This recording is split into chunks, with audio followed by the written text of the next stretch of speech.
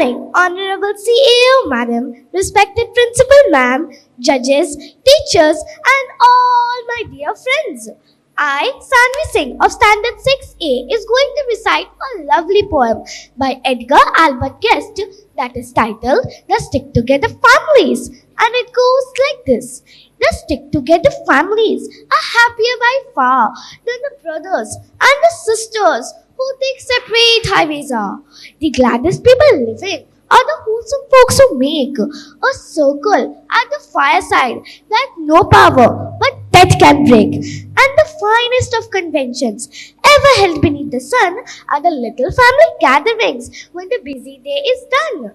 There are rich folk, there are poor folk who imagine they are wise, and they are very quick to shatter all the little family ties. Each goes searching after pleasure in his own selected way. Each with stranger likes to wander, and each with stranger likes to play. But it's bitterness they harvest, and it's empty joy they find. For the children that are the wisest are the stick together kind. There are some who seem to fancy that for gladness they must roam, that for smiles that are the brightest they must wander far from home, that the strange friend is the true friend, and they travel far astray. They waste their lives in striving for a joy that's far, far away. But the gladdest sort of people when the busy day is done are the brothers and the sisters who together share their fun. It's the stick together family that wins the joys of earth, that hears the sweetest music and that finds the finest mirth.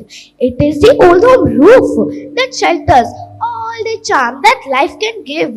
There you find the gladdest playground and the happiest spot to live. And oh weary, wandering brother, if contentment you would win, come your back unto the fireside and be comrade with your kin. Thank you for hearing the lovely poem. A very warm good morning to each and everyone present here. My name is Srihan Chatterjee and I am from Standard 6A. Today, on the occasion of English elocution, I'm gonna recite a poem named Family that's written by Matthew Paris, and it goes on like this. What do you think a family means to you? Is it all the little support that you and your family members do? Or is it the bond that one another has? Maybe it's love from one generation to another one it passed. A family is more than a six-letter word. It's a word that needs often to be heard. A family is more than relatives. They are friends. Friends that will stick with you to the very, very end. A family's bond is stronger than ever because it can overcome any stormy weather. A family's bond is stronger than ever because it can overcome any stormy weather. A family stands tall no matter how hard they fall, uniting as one when their backs behind the wall. So, whenever you think about the word family, think just beyond your background history. Yes, whenever you think about the word family, think just beyond your background history. Like they say, an empty house is not a home, and a true faithful family never ever stands alone. Thank you. Good morning, Honorable CAO Madam, respected Principal Ma'am, teachers and all my dear friends. My name is Aditi and I am from Standard 6B. Today I am going to recite a poem, The Stick Together Families, written by Edgar Albert Guest, and it goes like this. The stick together families are happier by far than the brothers and the sisters who take separate highways are. The gladdest people living are the wholesome folks who make a circle at the fireside that no power but death can break. And the finest of conventions ever held beneath the sun are the little family gatherings when the busy day is done. There are rich folks, there are poor folks who imagine they are wise, and they were very quick to shatter all the little family ties. Each goes after pleasure in his own selected way. Each with stranger likes to wander and with stranger likes to play. But its bitterness they harvest, as its empty joy they find. For the children that are wisest are the stick together kind. Thank you. Good morning, respected CEO ma'am, principal ma'am, teachers, honorable judges, and my dear friends. My name is Rudra Kumar. I am from class 6B. I feel honored to be here today to speak on the topic My Family is Like a Circle. As Nicole M. Olin beautifully says in poem that a family is like a circle. The connection never ends, and even if at time it breaks, in time it always mends. Families are like stars. Somehow they are always there. Family are those who help, who support, and always care. Family are like book. The ending never clear, but through the pages of the book, their love is always near. A family is like many things. With endless words they show who they are, what they do, and how they teach you, so you know. But don't be weary if it's broken, or if through time it is been so warm. Family are like that, they're split up and always torn. But even if this happen, the family always be. They help define just who you are and will be a part of you eternally. Thank you for listening to this beautiful poem. A very warm and sunshine morning to our Honorable COA Madam, respected Principal Ma'am, judges, teachers, and all my dear friends. Myself, Pragya Srivastava of Standard 6C, is going to recite a poem based on the topic Family Comes Together by Gladder. Here my poem goes on. Family comes together for always and forever, in sickness and in health, in poverty or in wealth. Family comes together for always and forever, without any reason, any time or any season. Family comes together for always and forever, in death or in life, in happiness or in strife. Family comes together for always and forever, in anger or in kindness, whether all seeing or in blindness. Family comes together for always and forever, whether for work or for play. They somehow find a way for families to come closer, because families are forever. Because families are forever. Thank you. Good morning, respected CEO Madam, Principal Ma'am, judges, teachers, and all my dear friends. I am Riyansh Thakur from class 6C, and I am here to recite a poem written by Noah Body. And it goes like this. The pain I feel is so great, but I cannot give in to hate. I only feel an great abiding sorrow. They don't know what they will miss tomorrow. Much I have risked, but much to gain, despite all of their forsaken pain. Without them, what have I? When to my parents, I must say goodbye. They are my life, and I am theirs. When they are closer to me. Thank you. A very warm good morning to respected CEO ma'am, principal ma'am, judges, teachers, and all my dear friends. I am Manya Sharan of class 7A, and today I'm here to recite a beautiful poem, Mother Nature, written by Vandana Sharma. And it goes like this. Mother Nature's glory and her simple stories. My granny used to tell beside the village well. She would lead us to the mountains, high among the sky, freely flowing fountains. Among the clouds we would fly unscattered, our imagination like fledgling newly hatched. But gone are those days of carefree stories. Nature's heart soaked in worries. Man, recklessness, exploitation consume nature without hesitation. Nature bleeds red with rust, her crown decorated with dust. Oh, hear the plea, every nation. Restore Mother Nation and save every future generation. Thank you. Good morning to one and all present here.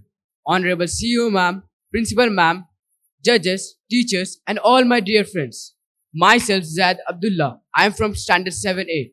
Today, I am here to recite a poem, The Call of the Earth, and it's written by Solim Ashmari. It goes like this. Arise, young soul, the world awaits. Beyond the hills, beyond the gates, the forest hum, the ocean roar, the earth is rich with dream and more. The ancient trees have stood through time, the branches stretch in perfect rhyme. They teach, stand tall through shame and strive, for roots grow deeper in hard life. The river sang, the eagles fly, the thunder voice, the lightning lights. Each mile aloud with less tear, move cast your doubts, cast out of your fear. No mountains grow when wind grew wide, no rivers forget its bloom through ride. No desert dune give up the chase, no star surrendered its embrace. Oh, seeker of the abundant sky, within the heart, true for tries. As mountain climb, as river runs, so too must too become the sun. Let courage rise, let dream expand, shape valley deep with your own hands. The wind may howl, the might may fall, yet through it all, still hit the call. For nature law is tried and true, it shapes the strong, it molds the few. Every stone, roaring sea, become who is meant to be. Thank you. A very warm good morning to one and all present here. Today, on the special occasion of Rabindranath Tagore's birthday, I'm going to recite the poem New Rain by Rabindranath Tagore. It dances today my heart.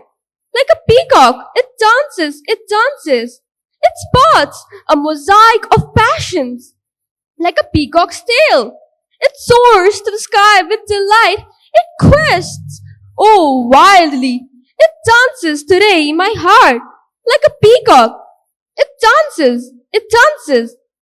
Storm clouds roll through the sky, wanting their thunder, their thunder. Rise, plants bend and sway as the water rushes. Frogs croak, doves hurtle and tremble in their nests. Oh, proudly.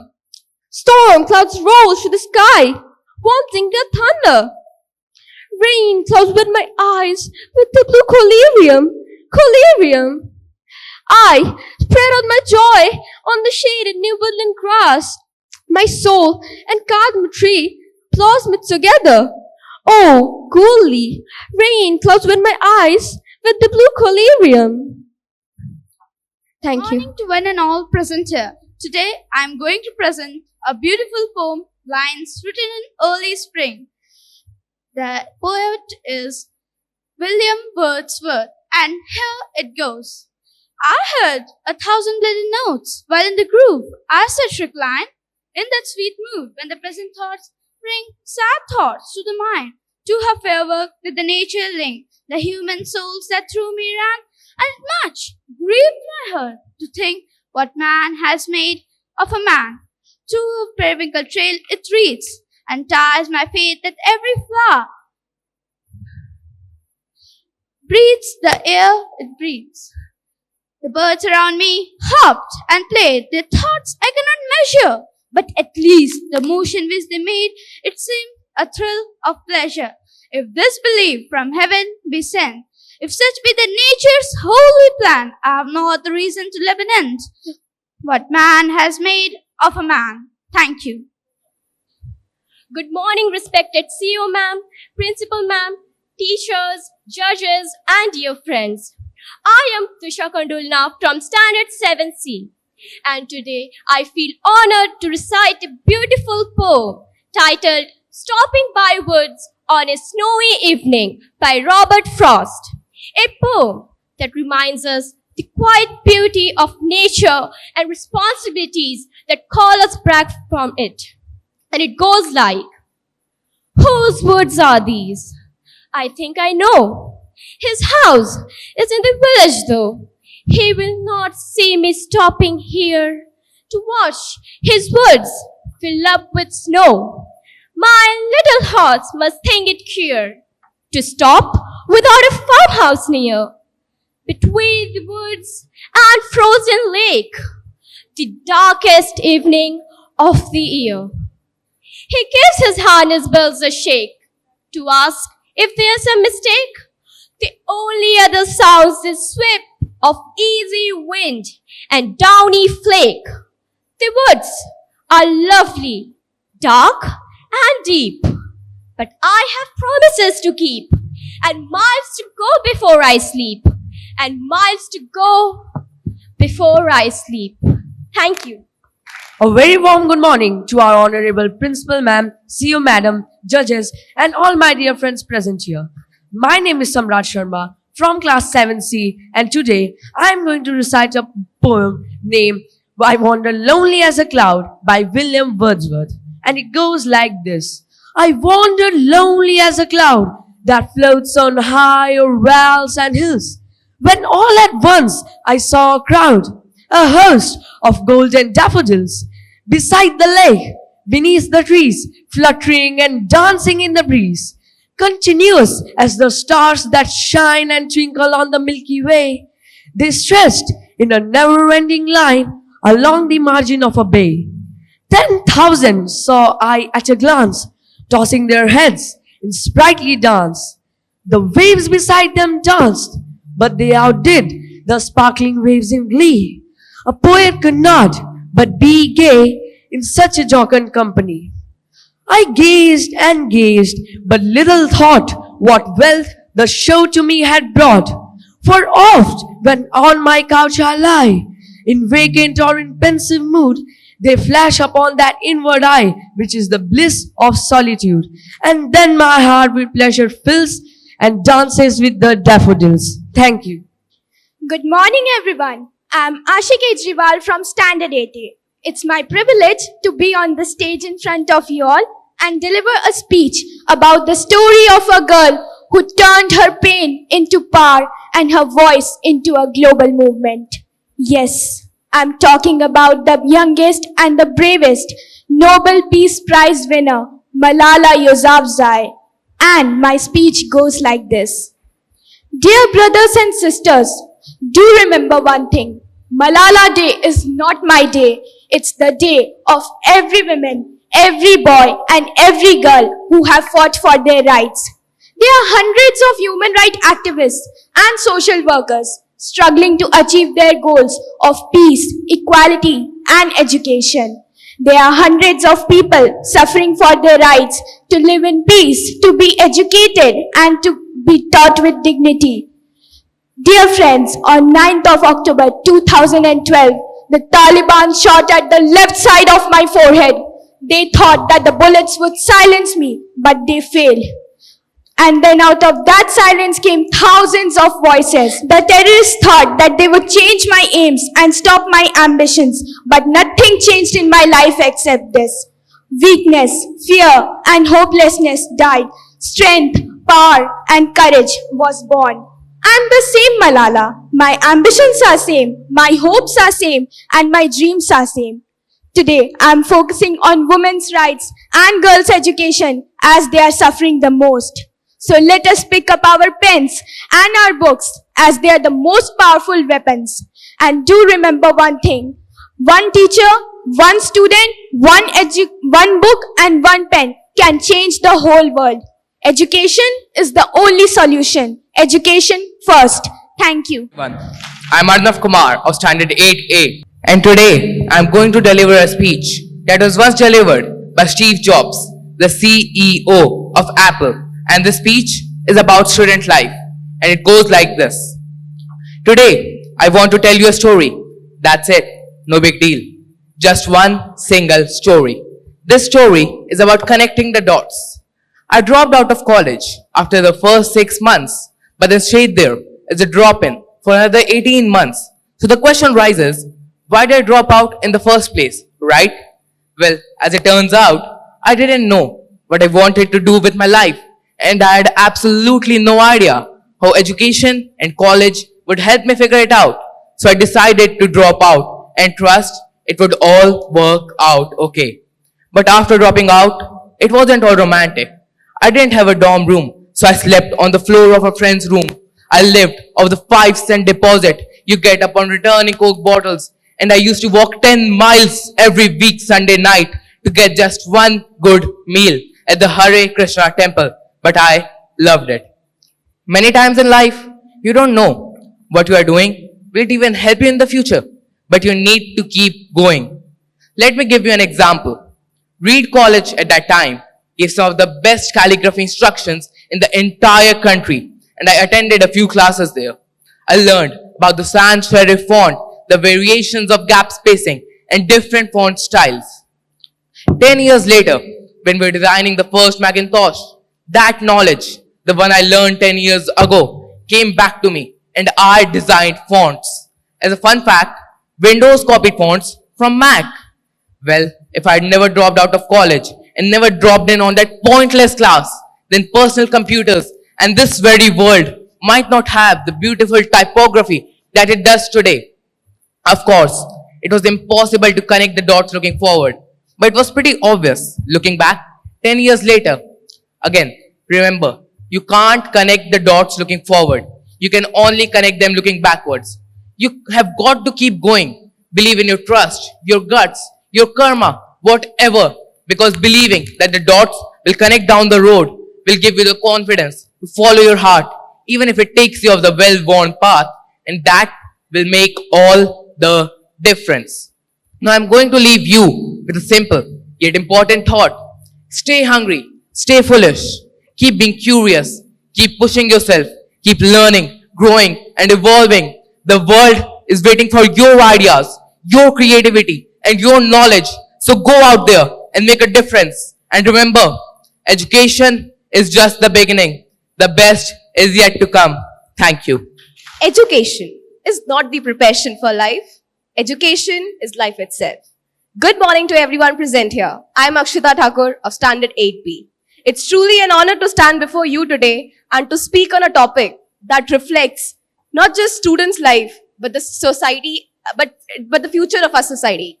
Education and students, inspired by Mrs. Indira Gandhi, India's first female Prime Minister, reflecting her values. And it goes like this.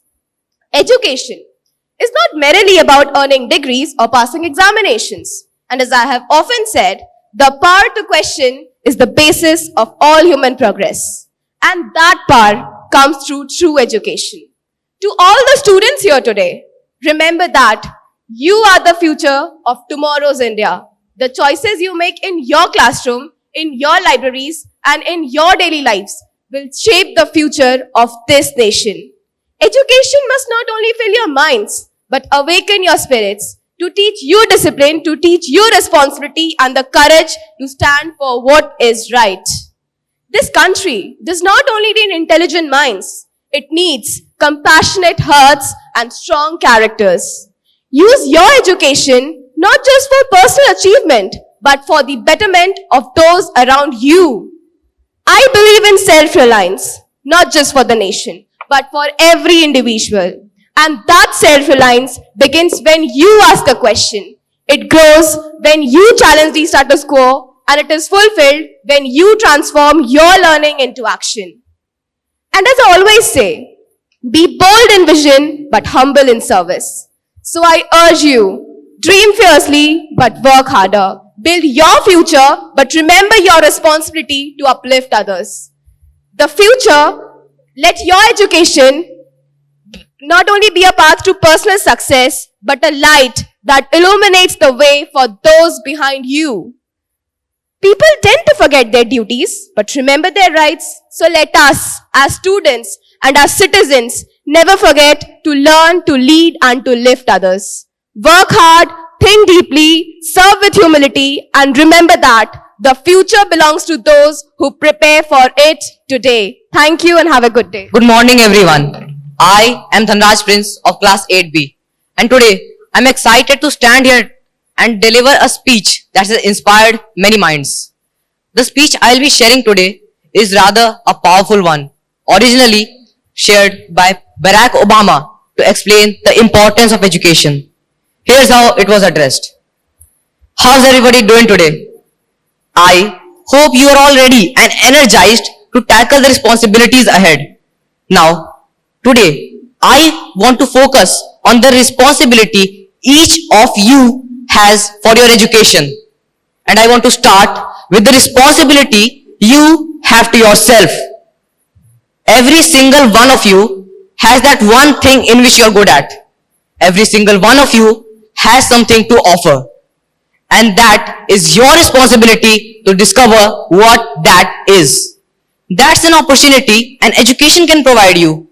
Maybe you could be a good writer, even good enough to write your own book or an article in a newspaper.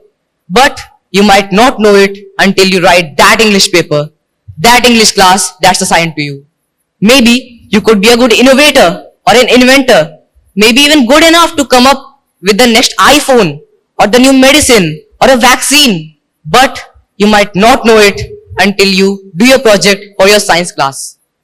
And no matter what you want to do with your life, I guarantee that you will need education to do it. But at the end of the day, we can have the most dedicated parents, the most dedicated teachers, the most supportive parents, the best schools in the world, and none of it will make a difference. None of it matters unless you pay attention to those teachers, unless you show up to those schools, unless you fulfill your responsibilities, unless you listen to your parents and grandparents and other adults and put in the hard work it takes to succeed. You cannot just drop out of school and just drop into a good job. You got to train for it, work for it, and learn for it. What you are learning today will determine whether we as a nation can meet our greatest challenges in the future. You'll need the insights and critical thinking skills that you gain in history and social studies to fight poverty and homelessness, crime and discrimination, to make our motion more fair and more free. Maybe you don't have adults in your life who give you the support that you need. Maybe someone in your family had just lost their job and there's not enough money to go to school. The circumstances of your life, what you look like, where you come from, how much money do you have, what you have going on at home, none of that is an excuse for neglecting your homework or having a bad attitude in the school. There is no excuse for talking back to your teachers or cutting classes or dropping out of school.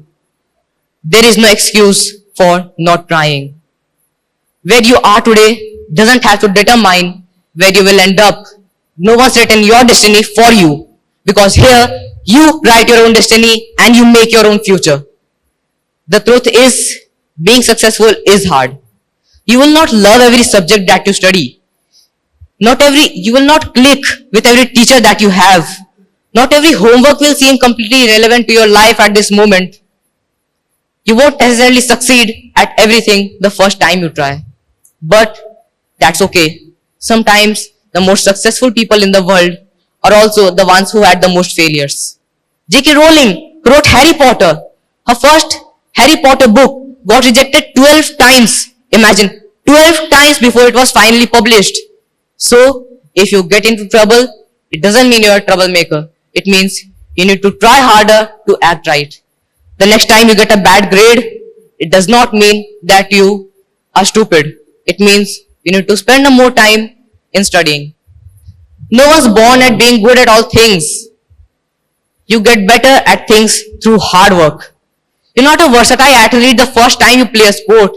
You don't hit every single note the first time you sing a song. You've got to practice.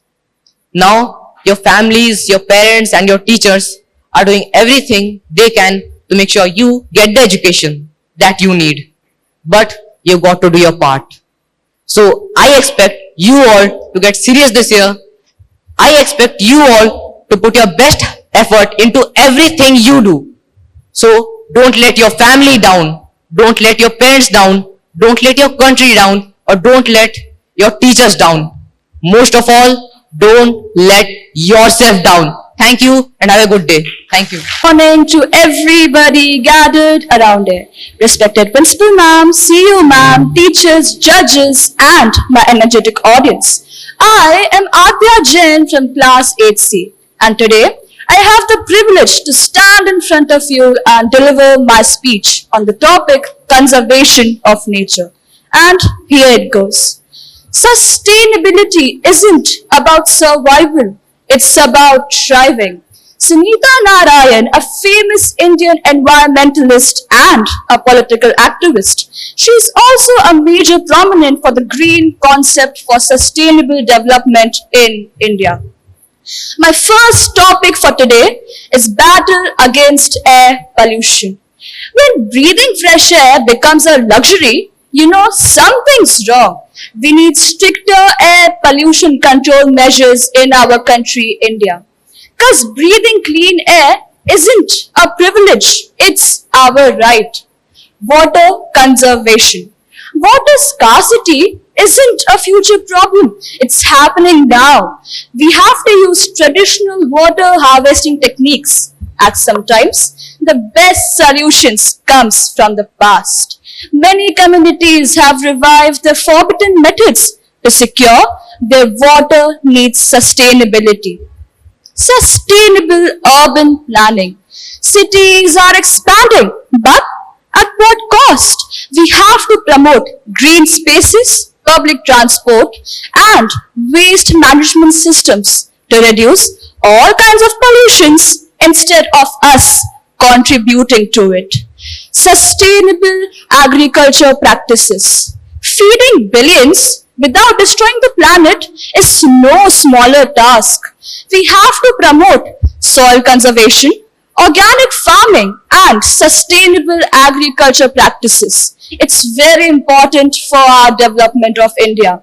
It will save both the farmer's life and our environment. Environmental journalism.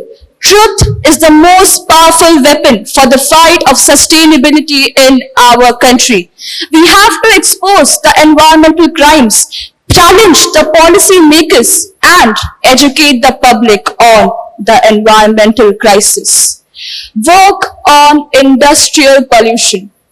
Factories and industries do not produce only goods but also pollution. They have to take accountable for their environmental impact. They should be responsible for it. Many people are suffering from several problems like asthma. They should use stricter precautions and greener methods. My last topic for today is work on renewable energy. Fossil fuels are so last century.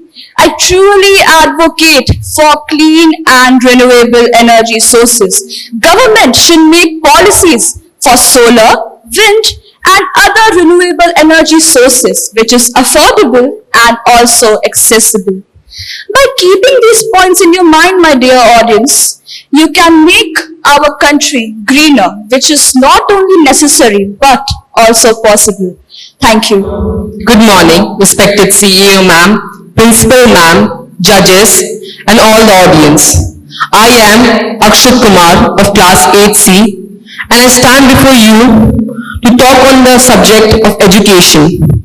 And the speech was written by our missile man and our former president, Dr. APJ Abdul Kalam. And it goes like this. Education is the greatest weapon we have. It has the power to transform individual lives, reshape societies, and build nations. Education is not about passing exams or memorizing facts.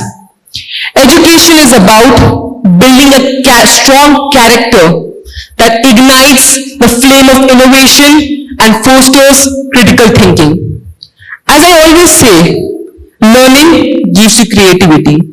Creativity gives you thinking.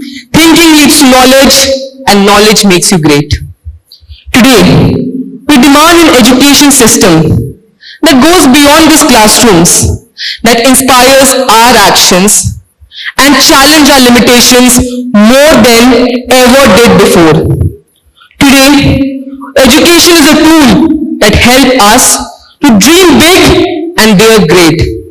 Education is the foundation upon which we build our dreams. You students sitting in this hall are the future of this nation. You will decide the fate of this world not just by through your knowledge, but through your vision and courage. So remember, next time when you're in the classroom or when you read a book, remember it that you have the responsibility of this whole world on your shoulders. This is my humble request to all the teachers, that we should be committed to an education system that nurtures not only intellect but passion, integrity and vision. Let us see people to develop skills rather than memorizing facts, and let us encourage students to go for higher dreams.